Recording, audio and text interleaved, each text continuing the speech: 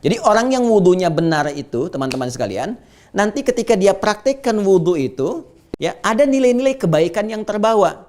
Ya, lebih jelasnya nanti secara teknis kita akan terangkan. Sampai dalam hadis Muslim, Nabi SAW menyampaikan orang-orang yang wudunya benar itu bersamaan dengan mengalirnya air wudu itu, bima makna jatuh. Ya, kotoran-kotoran salahnya, kotoran-kotoran dosanya. Ketika dia mengusap wajahnya, jatuhlah kemudian dosa-dosa yang ada di wajah itu. Jatuh dosa-dosa yang ada di tangan itu. Ya, sampai dengan ke ujung kakinya.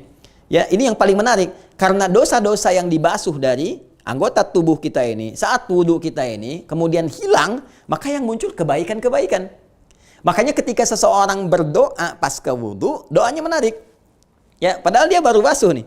Basuh dari wajah, kemudian tangan sampai siku, puncaknya sampai ke kaki, sampai ke kedua mata kakinya, tiba-tiba berdoa. Apa doanya? Asyhadu an la ilaha illallah wa asyhadu anna Muhammadar Rasulullah. Allahumma ja'alni minat tawwabina. Ya, Allahumma ja'alni minat tawwabina. Ya Allah, mohon jadikan aku termasuk orang taubat. Kok bisa wudu tapi doanya selesai taubat? Sedangkan taubat itu kan kembali pada jalan yang baik, mengakui berbuat salah, menyesali kesalahan, kemudian meninggalkan kesalahan itu dan mengganti dengan kesolehan. Ya, maka orang wudu sejatinya dia sedang taubat, sedang membersihkan ya anggota-anggota tubuh yang biasa dia gunakan untuk beraktivitas itu, lalu dibersihkan dari yang kotor-kotor. Ya, dibersihkan dari yang jelek-jelek. Karena dia bersih dari yang jelek, dihilangkan kotoran-kotorannya, anggota-anggota tubuh yang biasa digunakan itu, maka muncullah kemudian ganti dari kesalahan itu, kejelekan itu menjadi kesolehan dan kebaikan. Maka orang wudu seharusnya teman-teman sekalian, maaf sekali, ya, tampilan lisannya berubah menjadi soleh setelah wudu. Kenapa? Karena saat berkumur-kumur, dia keluarkan kotoran bukan cuma fisikal untuk nadhafah, ya, tapi juga kotor yang dalamnya. Kotoran lisan yang celaan, kan? Yang suka gibah, yang kadang-kadang membicarakan kejelekan orang lain, itu keluar dengan wudu karena taubat. Tangan yang digunakan untuk beraktivitas itu taubat. Ya, kita tinggalkan kejelekan-kejelekan ini sampai ke ujung kaki. Sehingga ketika seseorang selesai wudu, teman-teman sekalian, punya sifat kebaikan dari semua anggota tubuh ini, seakan-akan sekarang ada cahaya baru yang keluar dari bagian tubuhnya. Sekarang lisannya bercahaya karena mengeluarkan yang mulia saja. Ya, wajahnya bercahaya karena matanya menatap nilai kebaikan saja. Tangannya bercahaya. Makanya kadang tampak aura kebaikan dari pesona orang wudu kelihatan. Dari bersih, keadaan wajahnya, ya, terpancar cahaya-cahaya kemuliaan. Nah, inilah yang menjadikan di akhirat nanti cahaya yang sifatnya majazi ini menjadi real, menjadi hakiki. Ya, jadi hakiki, menjadi real. Ya. Kata Nabi SAW dalam hadis yang sahih, akan dipanggil umatku di hari kiamat itu ghurral muhajjalin, penuh dengan cahaya. Penuh dengan cahaya. Cahaya mana itu? Jelas hadisnya, min atharil wudu, dari bekas wudunya. Nih, dari bekas wudunya. Sini. Tuh, jadi kalau kita benar wudunya saat di dunia, teman-teman sekalian, fokus baik-baik, fokus baik-baik. Kalau benar wudunya, ini anggota tubuh kita akan berubah menjadi baik, dan kebaikan itu akan melahirkan cahaya yang nyata saat di akhirat. Terpancar cahayanya dari wajah, dari tangan sampai dengan ke kakinya. Kelihatan umat Nabi Muhammad SAW. Ya, satu da'a ummati yaumal qiyamati ghurral muhajjalin, akan dipanggil umatku, kata Nabi SAW, bima makna di hari kiamat itu dengan pancaran cahaya. Kelihatan umat Nabi itu bercahaya. Nanti saat kembali kepada Allah akan nampak semua kejadian itu. Karena sifat al-ghaib itu di dunia diimani, diyakini dengan benar tanpa ragu sama sekali, di akhirat pembuktiannya akan tiba. Ya kan? Ghurral muhajjalin, ada tanda-tanda cahaya min atharil wudu, karena bekas wudunya. Ini poinnya. Ya, jelas ya? Ini saya terangkan dulu supaya nanti ada pemahaman yang menyeluruh, gitu kan? Nah, kembali ke sini teman-teman sekalian, fokus baik-baik. Nah, kalau kita gabungkan ini, ya, keadaan fisik yang bersih karena dibasuh.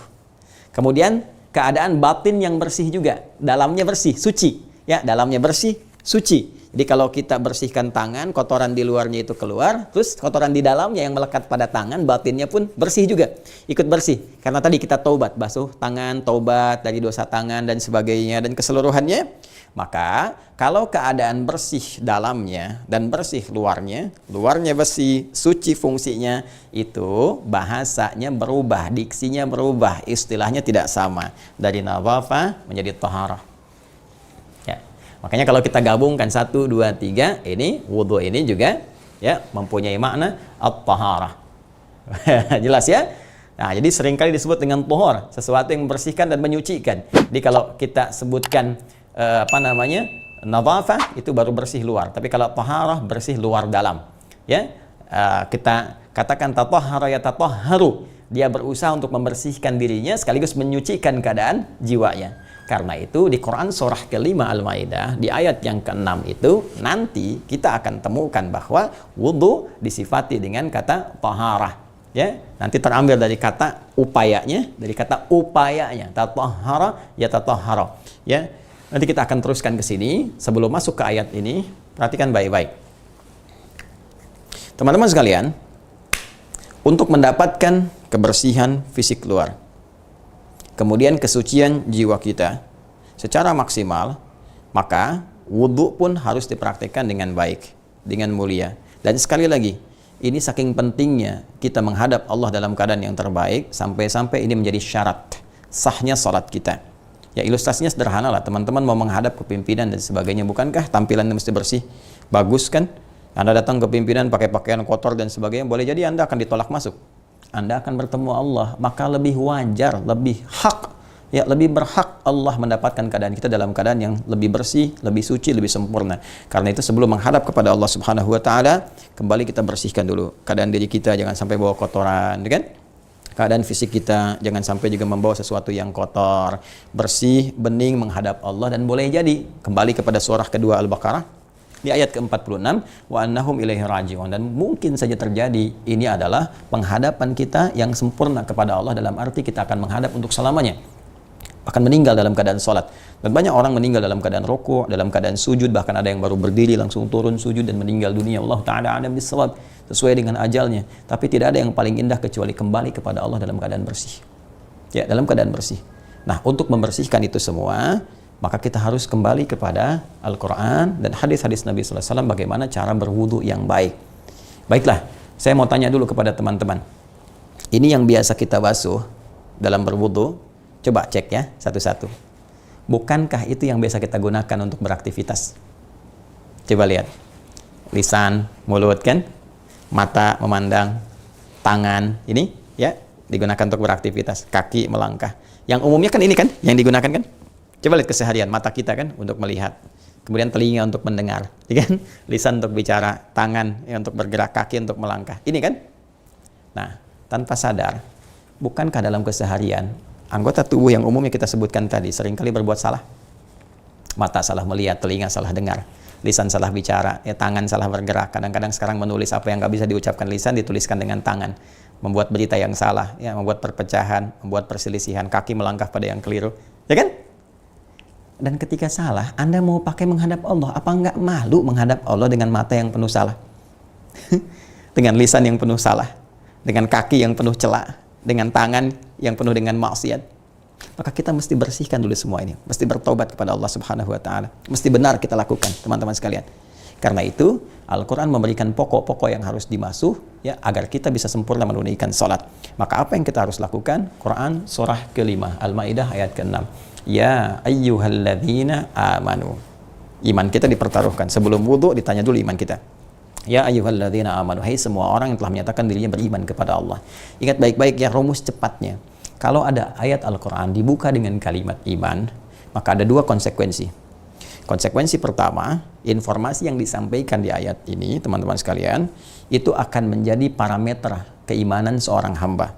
Semakin cepat meresponnya dan sungguh-sungguh serta sempurna menunjukkan imannya kuat. Tapi ketika dia mengabaikannya, asal-asal saja dan sebagainya, menunjukkan imannya bermasalah. Ya, dan umumnya ibadah itu dibuka dengan kalimat iman. Salat, alladzina yu'minuna bil ghaib wa yuqimunas shalah. Sekarang kita puasa, ya ayyuhalladzina amanu kutiba alaikumusiyam. Jadi kalau orang semangat salatnya, ditunaikan dengan benar, bagus, ini menunjukkan imannya kuat. Puasa juga kita semangat, imannya bagus. Tapi kalau dia asal-asalan, lemah dan sebagainya, ini menunjukkan imannya bermasalah. Ayat wudu dibuka dengan kalimat iman. Seakan memberi kesan kepada kita, orang yang serius wudunya, membasuh dengan benar, digunakan petunjuk aturan-aturan tadi dalam praktek wudunya, maka ini menunjukkan imannya bagus. Tapi kalau cuma sekedar basuh, usap, asal-asalan, ini menunjukkan imannya bermasalah. Ya, sekaligus yang kedua, teman-teman sekalian, di sini pun mempertaruhkan keadaan iman kita pada puncaknya. Ya, seakan-akan begini, kalau kamu masih asal-asalan, kamu tuh manusia beriman atau tidak? Imannya di mana? Itu. Jadi ketika kita mendapati informasi di Al-Quran dibuka dengan kalimat iman, itu iman kita dipertaruhkan. Hati-hati deh. Jadi seakan kita sedang mempertaruhkan keimanan kita di hadapan Allah. Ditanya, iman kamu ada nggak? Nah, kan? Ini bukan informasi yang main-main, ya, bukan perintah yang biasa saja. Jadi ketika ada ayat dibuka dengan kalimat iman, ini menunjukkan bahwa dalam mengamalkan apa yang diinformasikan itu, baik berupa perintah ataupun larangan yang harus ditinggalkan, sekali lagi iman kita dipertaruhkan. Dalam konteks ayat wudhu ini, seakan-akan Allah ingin memberikan isyarat yang tegas kepada kita bahwa mengamalkan wudhu, mempraktekkan wudhu dengan sempurna itu sekaligus pertaruhan keimanan kita di hadapan Allah Subhanahu wa Ta'ala, yang membawa nilai-nilai kebaikan sebelum menghadap Allah Subhanahu wa Ta'ala. Hei, mau sholat itu harus bersih, mempertaruhkan keadaan iman kita. Mau sholat itu harus suci, mempertaruhkan keadaan iman kita. Lantas kita bertanya kepada Allah, ya Allah, kalau demikian bagaimana cara wudhu yang benar itu? Supaya saya benar menunaikannya, ya Allah. Supaya dengan itu iman saya dianggap dan diduga kuat, ya Allah. Supaya dengan itu Engkau menilai hamba punya kekuatan iman, ya Allah. Ya Arhamar Rahimin. Idza qumtum ilas shalah, jika kalian ingin menunaikan dengan sempurna salat itu, jika kalian akan menunaikan salat dengan sempurna, nah, boleh kita pahami begitu. Kalau kita ingin masukkan kata ilahnya, ya ilah bisa berarti ke, bisa berarti akan. Ya, jika kalian akan menunaikan sholat dengan sempurna, ya, maka mulailah dengan menyempurnakan wudhu dulu. Satu, ya, maka mulailah dengan menyempurnakan yang pokok dulu. Nah, jadi ingat teman-teman sekalian, dalam wudhu ini nanti ada bagian pokok dulu yang harus kita sempurnakan. Yang lebih dari yang pokok ini, tambahannya, ini masuk ke dalam nafilah, sunnah. Dalam kondisi airnya misalnya terbatas, ya untuk keperluan-keperluan yang khusus sifatnya, sehingga ada sedikit saja yang bisa digunakan. Nah, urutannya jangan dulu masuk ke tayamum. Ya, jangan dulu masuk ke tayamum, tapi coba lihat, masuk nggak yang pokok ini? Cukup nggak untuk yang pokok ini? Kalau cukup untuk yang pokok ini, maka yang pokok didahulukan. Tapi kalau yang pokok pun sulit untuk dilakukan, yang pokok pun sulit untuk digunakan airnya, maka di sini kita bisa langsung masuk kepada bab tayammum. Jadi ada 3 tahapan ya, mengerjakan keseluruhannya dengan baik. Kemudian yang kedua, prioritaskan pokoknya jikalau terdapat keterbatasan dalam penggunaan air.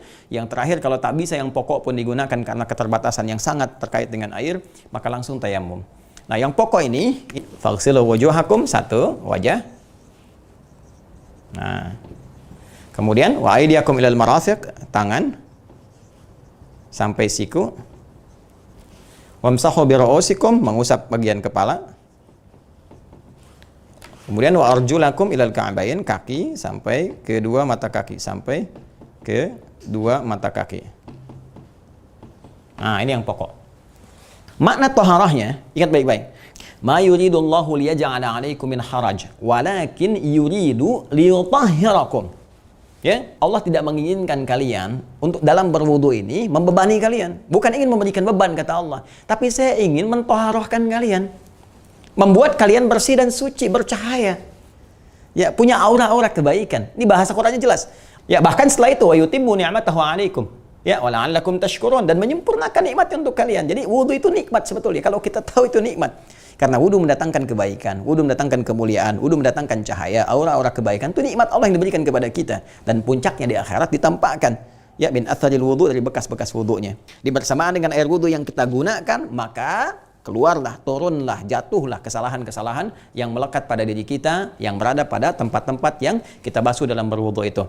Hadisnya riwayat sahabat Utsman bin Affan radhiyallahu taala anhu.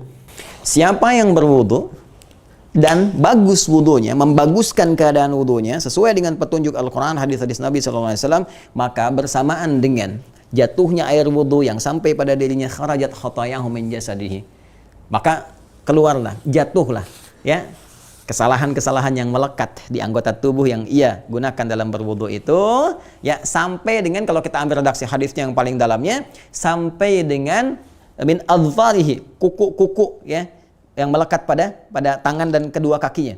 Jadi keluar tuh. Ya, makanya saya tadi di awal terjemahkan sampai ke dalam tangan dan kakinya. Jadi yang kita basuh ini.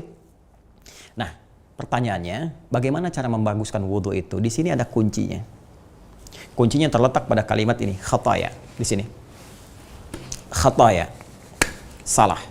Ini memberikan isyarat bahwa apa yang kita gunakan Ya, dan kemudian dimasuk dalam wudhu, itu adalah anggota tubuh yang umumnya kita gunakan berinteraksi dalam sehari-hari dan umumnya banyak salah. Silahkan cek faksilu wujuhakum, wajah tuh berapa kali banyak salah dalam sehari.